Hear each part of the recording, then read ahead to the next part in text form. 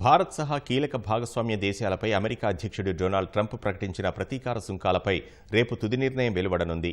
ఈ తరుణంలో డెడ్ లైన్కి ముందే పలు దేశాలు అమెరికా ఉత్పత్తులపై భారీగా సుంకాలు తగ్గిస్తాయని ఆశిస్తున్నట్లు ట్రంప్ తెలిపారు. అదే బాటలో భారత్ కూడా సుంకాలను తగ్గించవచ్చని ఆశాభావం వ్యక్తం చేశారు. ఒకవేళ అధిక టారిఫ్లు విధించాలని అమెరికా నిర్ణయిస్తే భారత్ నుంచి అమెరికాకు ఎగుమతి అయ్యే వ్యవసాయ, పారిశ్రామిక ఉత్పత్తులపై ప్రతికూల ప్రభావం పడనుంది. అమెరికా ప్రకటించిన ప్రతీకార సుంకాలు అమల్లోకి రానున్న నేపథ్యంలో ఆ దేశ అధ్యక్షుడు డొనాల్డ్ ట్రంప్ కీలక వ్యాఖ్యలు చేశారు. అమెరికాతో అన్యాయంగా ప్రవర్తించిన చాలా దేశాలు డెడ్లైన్ కి ముందే తమ సుంకాలను తగ్గించుకుంటాయని అన్నారు. ఐరోపా దేశాలు ఇప్పటికే 2.5% మేర తగ్గించాయని, అదే బాటలో భారత్ కూడా గణనీయంగా సుంకాలను తగ్గించవచ్చని ట్రంప్ ఆశాభావం వ్యక్తం చేశారు.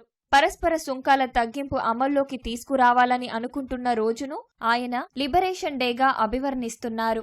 ఏప్రిల్ 3 నుంచి వాహనాలు, వాటి విడిభాగాలపై 25% సుంకాలు అమల్లోకి రానున్నట్లు ఇప్పటికే శ్వేతసౌధం ప్రకటించింది.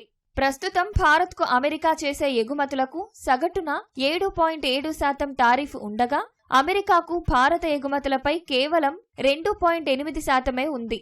అంటే వ్యత్యాసం 4.9%. ఒకవేళ భారత్ నుంచి ఎగుమతి అయ్యే అన్ని ఉత్పత్తులపై ఏకరీతిలో అమెరికా టారిఫ్లు విధిస్తే అదనంగా ఈ 4.9% మేర పెరగొచ్చు.